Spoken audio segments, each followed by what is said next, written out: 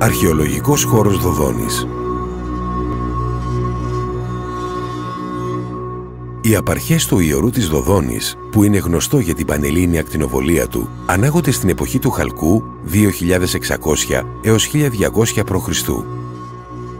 Αρχικά ήταν υπαίθριο και λατρευόταν σε αυτό η Μεγάλη Θεά, θεότητα της γονιμότητας και της εφορίας, η οποία αργότερα αντικαταστάθηκε από τη λατρεία του Δοδοναίου Δία Νάιο Ζεύς και τη συζύγου του Διόνης.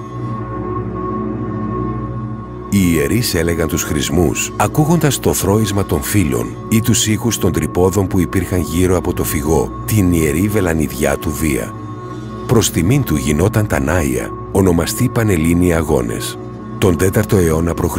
άρχισε να κτίζεται ο πρώτος ναός, η Ιερά Οικία. Ωστόσο το ιερό ανακαινίστηκε ριζικά τον 3ο αιώνα π.Χ. επί βασιλέως Πύρου.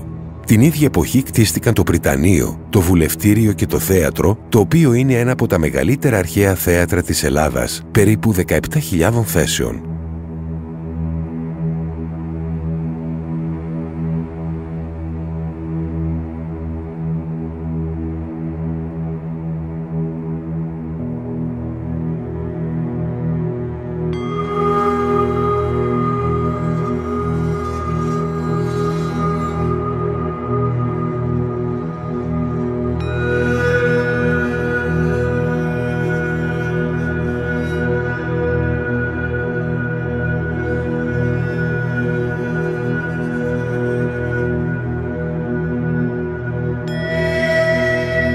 Ο Όμηρος, αλλά και οι άλλοι αρχαίοι Έλληνες συγγραφείς αναφέρουν το μαντίο της Δοδόνης ως το αρχαιότερο στον ελλαδικό κόσμο.